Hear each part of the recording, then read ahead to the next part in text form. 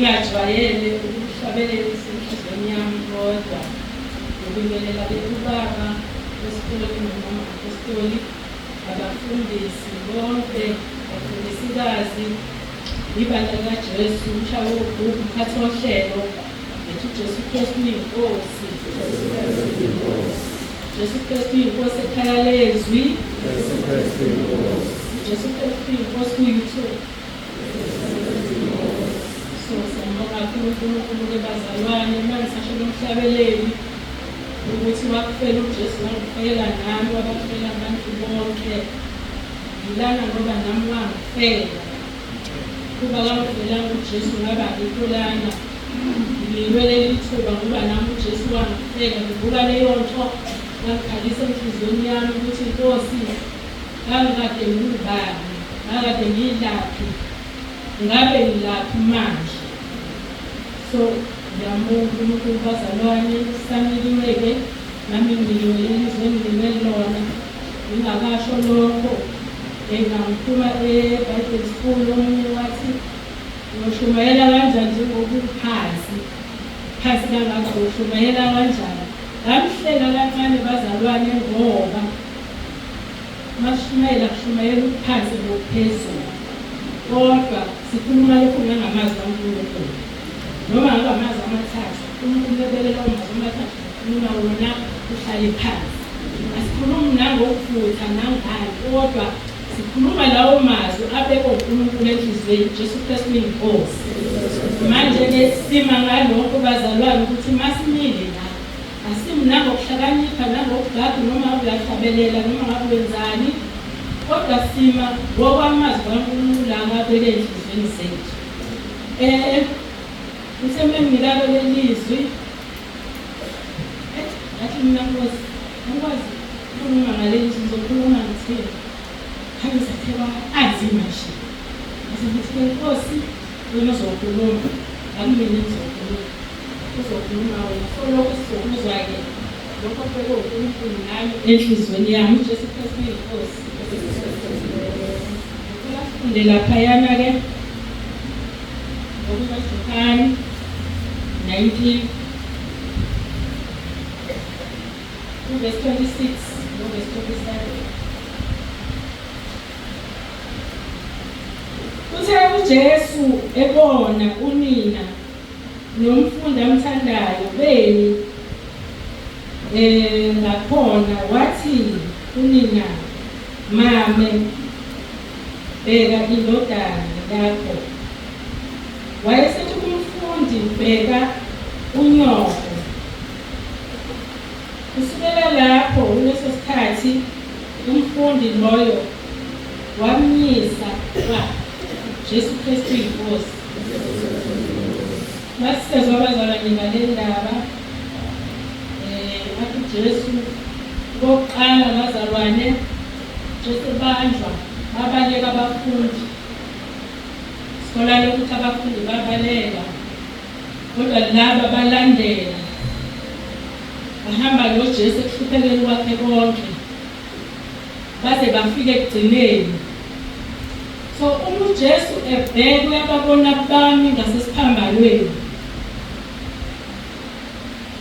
nginalombuzo ukuthi ngathi ukube babengekho kwakuzokwenzakalani kodwa ngoba balandela kwaze kwafika esiphethweni bama eduze nesiphambano isizwe kaNkulunkulu uJesu wathi bebe ebheka wababona wasithi mame bheka indodana bheka unyoko nisho njalo ngesizulu impela lithi bheka bani unyoko mina lokhu enhlizweni yami ukuthi kubalulekile ukumlandela uJesu nasebizimeni kube seduzane kwakhe kube seduzane nesiphambano ngoba ngalesikhathi umlandela le akazoyisho.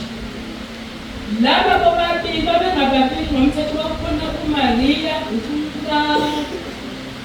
ngathi igama leli bese kuzoba uMaria Magdalena bese kuzoba umfundi. So kodwa uJesu uqaphele labo bayi-2 lo mfundi lo akamthandayo uthi mame bheka indodana bese ethi ndodana bheka unyoko. So laba ngokulandela kuze kube sekupheleni kwaba nesibusise basithole egcineni. uJesu wababela umsebenzi. Haleluya. uJesu wababela umsebenzi okufanele bewenze ngoba bamlandelile uJesu kwaze kwaba sekugcineni. Wathi mababheka uJesu wababela umsebenzi. Mama bheka indodana, ndodana bheka unyoko. Mina lo mbuzo enhlizweni yami ukuthi thina sikholwa uJesu umesibheka besibhekela senze umsebenzi wakhe. Ngoba uma ubheka lobheka akona ubheka nje kodwa ubheka obalulekile, ubheka osemqoka. Ngenye indlela mofunda lapha yakusho lesingisi uthi behold, angikujwayele isingisi. Kodwa uma ubheka lapha yakusho lesingisi uthi behold, ukubamba noma bambelela. Kusho ngalesikhathi uJesu ethi kumame bheka indodana. Basho ukuthi akayibheke leso esikhali ebambelele bese nendodana ibambelela kubani? Umama. Haleluya. uJesu bazalwane zokusibekile ukuthi thina sibheka amadodana noma namadodakazi ethi yabancane. Izwa alwabala amadodakazi ukubala indodana. Sibekile ukuthi sigade amadodana. Mawubheka le ndodana lo mfundi lo uJesu wayemthanda. Angazi ungani wayemthanda. Angazi ukuthi wayenzeni amthanda. Siyezwa ukuthi ngale John azathi omunye lona kanjani lona athi uJesu unani ufushwe yini. Ngoba uJesu lo mfundi lo wayemthanda.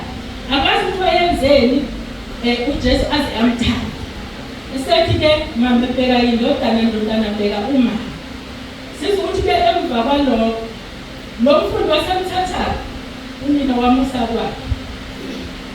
Nginalokhu ukuthi thina ngendlela esibheka ngayo iy'ngane zethu zokuthi kwakuyindodana umsebheka indodana sibheka leso elibukhali yini noma sibheka sibe nempela. Sibheka ngokuqaphela nangokunaka yini iy'ngane zethu amadodana ethu noma amadodana ethu angafuni ukugadwa. Afuna iy'ngane zethu asifuna ukugadwa, asifuni ukuthi ukulandelela noma ukutshela into ithi ngoba ngani kuzokwenzakalani. Kodwa mina uJesu la usinikele umsebenzi asibheke amadodana ethu noma ngabe sinentshela uma niseyindodana ibheke uyiqondise ngoba ngishilo ukuthi lokubheka akhona ukubheka nje okulula, ukubheka okusemqoka okuqotho ukuthi bheka njengoba uNkulunkulu eshilo umbheke umondle ngezwi likaNkulunkulu. Leyo ndodana uJesu akayibheke kuwe noma indodakazi ibheke uyiqaphele kukho konke ekwenzayo. Uma ngifunda lapho kwaseKolosi 3 verse 17 kusho konke ekwenzayo kwenzeni ngezwi, kwenzeni egameni likaJesu noma kungezwi noma kungomsebenzi ukuze imbonge uNkulunkulu. Okusho ukuthi esikwenzayo asikwenzi ngokuhlakanipha kwethu. Ukubheka izingane, ukubheka amadodana ngeke sakwenza ngokuhlakanipha kwethu, kodwa kufuna senze njani? Sikwenze egameni likaJesu, sikwenze ngokwenkando kaNkulunkulu.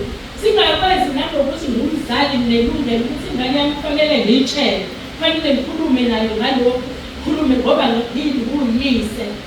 Asikwenze egameni likaJesu ukubheka amadodana ethu ukuthi enzani ahambayo. Mesibengizwa le ndodana yamlalela uJesu emthatha unina lamusa kwakhe. Nginalokho ukuthi amadodana ake banake abazali,